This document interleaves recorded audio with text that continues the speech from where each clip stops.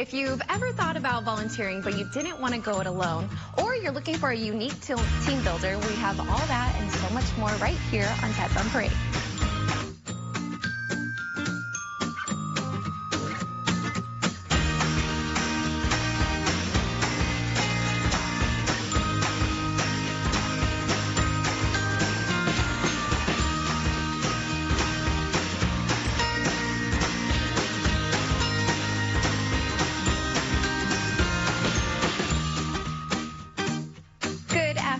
And welcome to Pets on Parade, brought to you by 3TV. My name is Kelsey Dickerson with the Arizona Humane Society. Thank you so much for tuning in with us today. We have an absolutely incredible lineup of pets, including our adorable little critter friends here. We'll introduce you to Mike and Marcus in just a bit.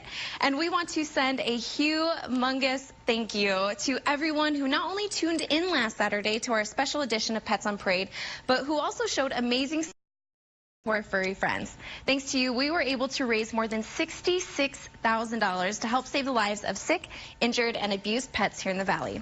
We truly cannot emphasize the importance of these donations and how our work cannot be done without your support. So a heartfelt thank you to everyone who helps us save lives each and every day. And all of the pets today also say thank you for helping save them, including Dottie here. We'll introduce you to this sweet, beautiful girl in a few minutes. But first, it's time to meet my handsome co-host. This is Beau. He's a 10-week-old domestic short-haired kitty who was brought to the Arizona Humane Society in late June of this year when he was a tiny little orphan kitten.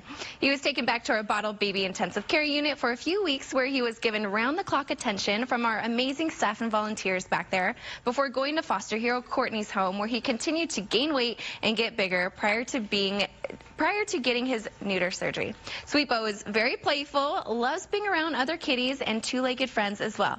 Make sure to meet this dapper little boy at our Sunny Slope location today.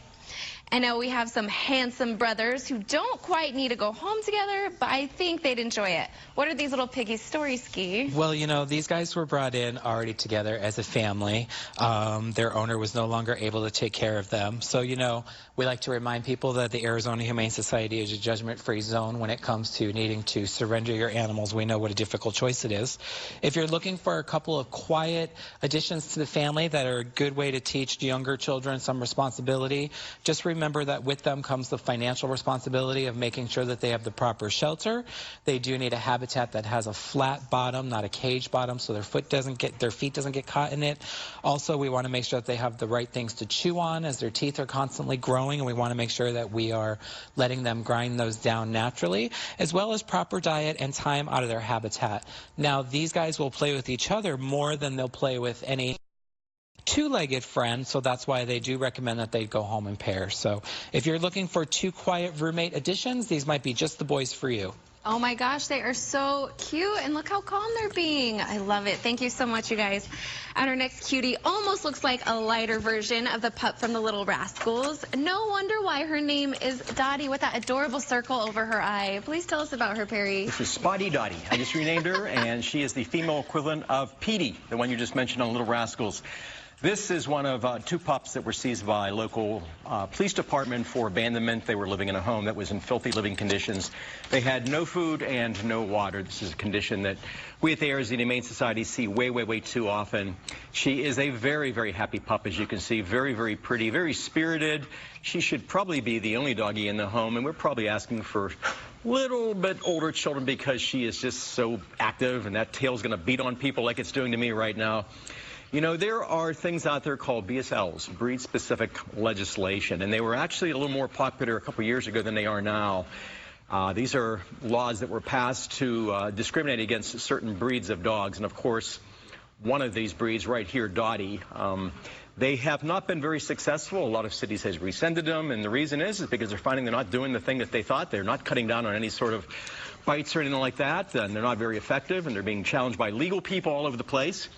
But like the Humane Society, you know, we get dogs of all types of breeds and sizes and shapes. They're all fantastic animals. And, you know, with a dog like this, let me give her, there we go. She's a little bit unfocused right now. It just is not fair to judge a breed by its cover. And please come on down with an open mind. you are going to come down and an animal is going to pick you, please don't judge them by their appearance and their reputation that they have. So please come on down. Give all dogs a chance.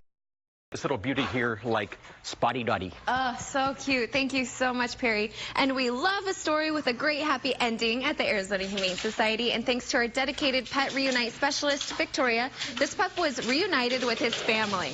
Einstein arrived at AHS after he was reportedly hit by a car, though thankfully he was not seriously injured.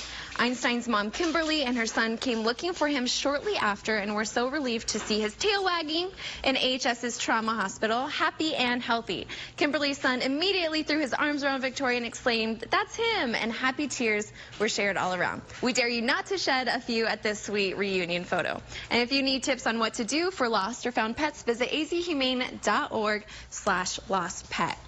And while most candy is pretty good, I have to say I'm a little biased when it comes to Snickers. Plus, it helps people not be divas, right, Ski? Right. And I mean, if you come home after a hard day at work being a diva, can you imagine just climbing up with this little boy right here on your couch? Now, Snickers is 6 months old. He's a black tabby. And he's already pretty big.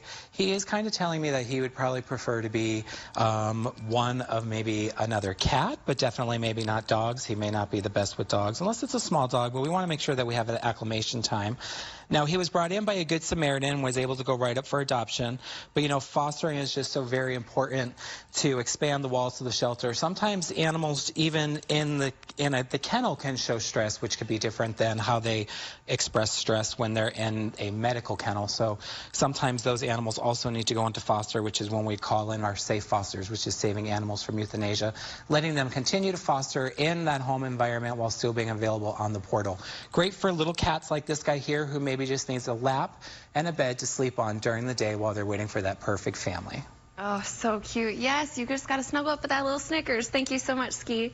And do you know an animal-loving teen looking to accrue service hours this semester while exploring a career with animals? Well, AHS's Humane Teen program may be the perfect fit.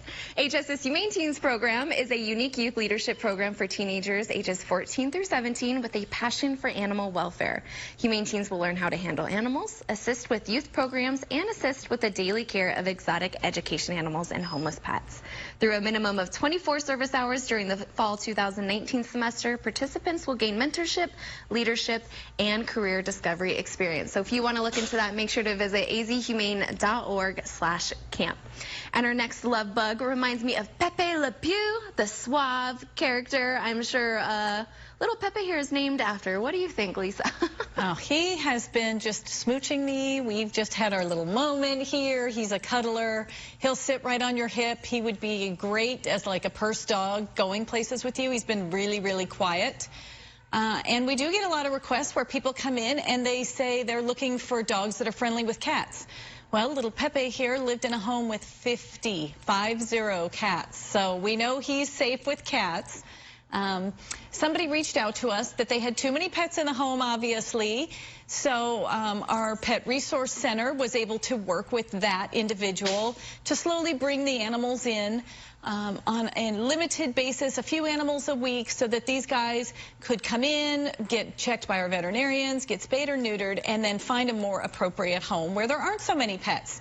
But he is good with cats. So those of you who are looking for a little guy who is calm and cat friendly, but if you ever see someone or have pets that see somebody with too many pets, don't forget we have to be the voice for animals. Please contact the Arizona Humane Society. We can let you know what sort of resources are available and get you, either you or get somebody out to check out the situation. Oh, those are great tips. Thank you so much, Lisa. And thank you, Pepe. Make sure to keep your channels locked in right here on Pets on Parade. We'll tell you all about how your work friends can get in on a great volunteering opportunity that also works as a team builder. That's coming up after the break.